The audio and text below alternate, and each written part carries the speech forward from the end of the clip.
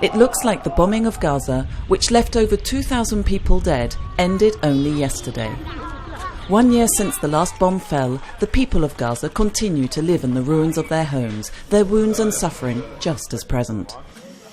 During Operation Protective Edge, 11,000 people, 1/3 of them children, were injured. They're not allowed to leave Gaza to get treatment. It is here, on this strip of land, where the economy has ground to a halt and there is no vision for the future, that the people of Gaza struggle to survive. Bombs flattened the town of Bet Anoun in the north of the Gaza Strip. Hajar lives here with her brother, and her memories of their 20 relatives killed one summer evening in 2014. A year ago, 20-year-old Nadir was studying architecture. Mistaking the gas canister he was carrying for a weapon, Israeli soldiers shot at him and it exploded. Nadir suffered burns to his hands, arms, back and abdomen. I was studying architecture. I completed 2 years of studies, but I had to stop. I can't write, I can't draw, so I just stay at home doing nothing. MSF surgeons have operated on Nadir, and Hajar is receiving physiotherapy treatment. The teams constantly hear similar stories from their other patients. We are going to treat a small child, 5 years old. He had been burned 10 days ago, on the arms and on the back. So it's acute burn surgery. Have to remove the burn and to place new skin on it. Skin graft. Yeah, I guess. Whenever there's a lull in the conflict, Palestinians return to their daily lives and the humiliation and oppression they are subjected to daily in Gaza and the West Bank. Iman, who was injured during a bomb explosion, now wants to become a lawyer. I never wanted to advocate or speak out about what is really going on here. It's not easy for me to speak out, but now I have to. I want to deliver a message to everyone. We are suffering, and we need help to stop this suffering. 8-year-old children in Gaza have known nothing but the blockade since they were born, and they've already lived through 4 offensives, 2 of which were wholesale massacres. These repeated past experiences lead people to fear the imminence of yet more bloodshed. The Israeli government justifies its offensives as a response to violence. But this violence, which for decades has served as an alibi for a policy which is repressive and expansionist, cannot be legitimized. Sert une politique expansionniste et répressive. Donc, a year after the latest war in Gaza, we are no longer able to accept this alibi. We must take an even bigger stand for the people of Palestine. Working in Gaza for 15 years, Médecins Sans Frontières is witness to the intolerable impact the Israeli occupation has on the population. Humanitarian aid, which the people of Gaza so depend on for their survival, will not be enough to offer a future to the million children still living in bombed-out ruins.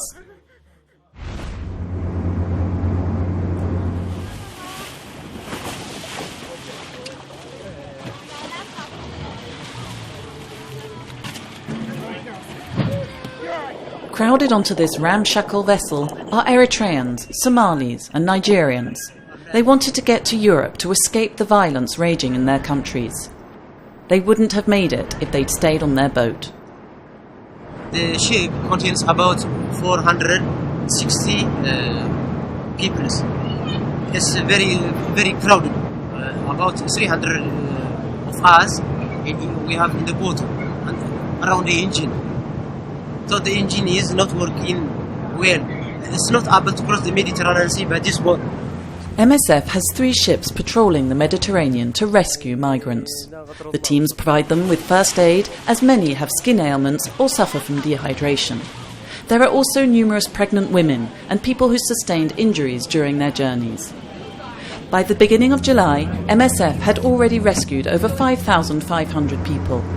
But once on dry land, these people, who are desperately seeking a better future, often find that the only prospect open to them is being crowded into already saturated reception centres.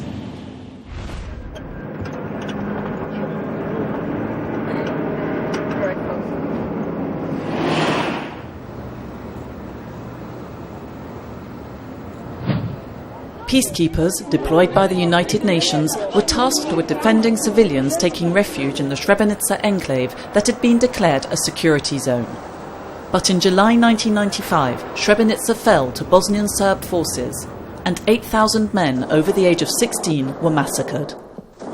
Present throughout, MSF bore witness to these events and went on to challenge its own role in the enclave.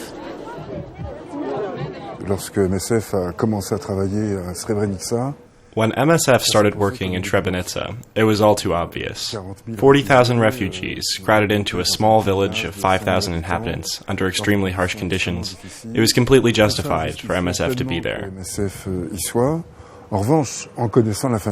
But now that we know how things played out, we obviously need to challenge MSF's contribution towards creating a kind of backdrop of security. And what we now know is that when the UN declares somewhere a security zone, it should not be taken as a guarantee, and as soon as it's possible to get out, grab the opportunity and go. 20 years on, civilians trapped by conflict continue to live in enclaves under international protection, as in Central African Republic, or here in South Sudan, where the displaced civilians in this safe haven in Bentiu are not spared the violence that rages the other side of the barbed wire.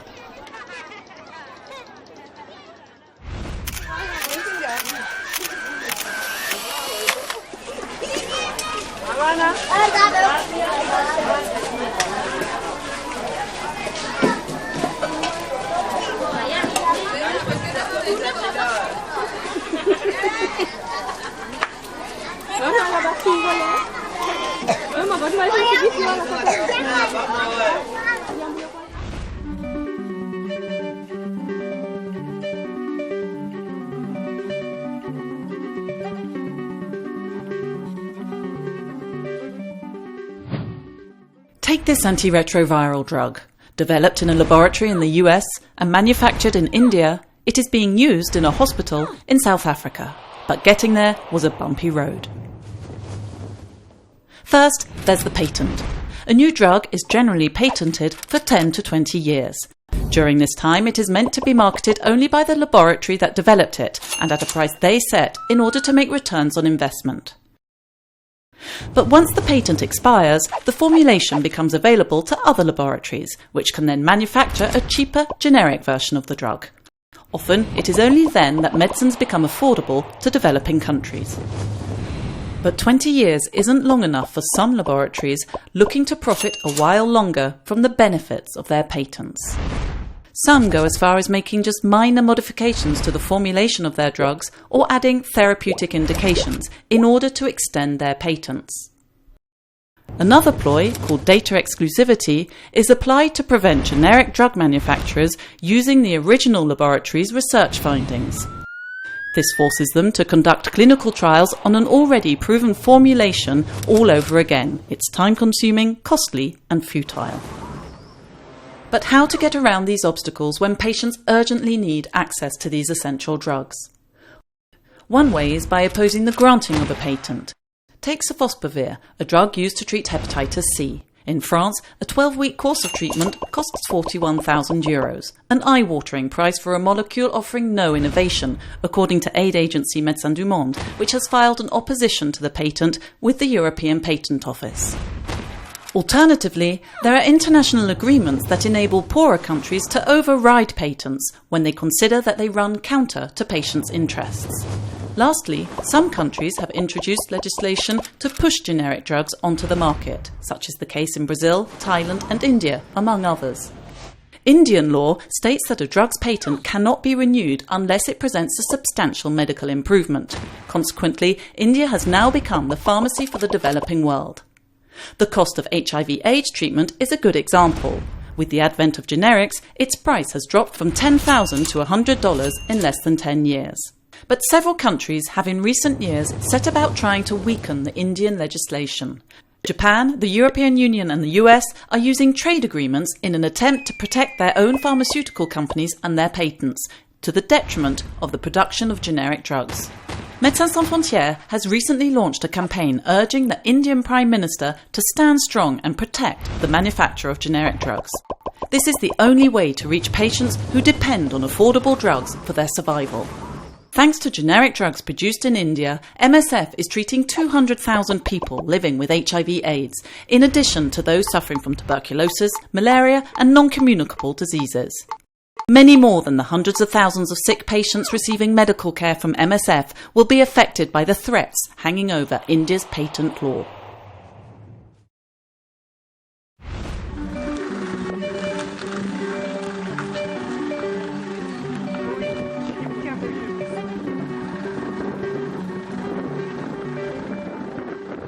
J'ai plusieurs fois passé la ligne de front, cette frontière qui n'en est pas une. Auparavant, les passages se faisaient à différents endroits. Il y avait plusieurs points de passage. Les gens pouvaient traverser en transport en commun. Depuis le 16 juin, un décret est passé qui aujourd'hui restreint ces passages. Ça peut prendre plusieurs jours pour les gens pour traverser. Il y a beaucoup de personnes âgées qui ont besoin de rejoindre leur famille, avoir accès à leur compte en banque auquel ils n'ont plus accès du côté non gouvernemental, ou ne simplement faire des courses car les prix sont bien inférieurs du côté ukrainien par rapport au côté non gouvernemental. Donc c'est difficile aujourd'hui de donner une vision globale des territoires non gouvernementaux ukrainiens. La situation est très différente, qu'on se trouve sur la ligne de front, qu'on soit dans une grande ville ou qu'on soit à la campagne. Il y a des endroits qui ont été partiellement, voire complètement détruits par la guerre, et aujourd'hui les matériaux de construction ne sont pas disponibles, donc les gens habitent toujours dans des maisons qui n'ont plus de fenêtres, ce qui était très compliqué cet hiver. Et on peut être à la campagne où on est capable de cultiver son jardin, et donc aujourd'hui les conditions de vie se sont améliorées. Et enfin, sur la ligne de front, aujourd'hui, il y a des gens qui habitent et qui ne peuvent pas se déplacer, notamment des personnes âgées, qui se trouvent dans des conditions presque cloîtrées chez eux et à des endroits où il y a des bombardements assez fréquents.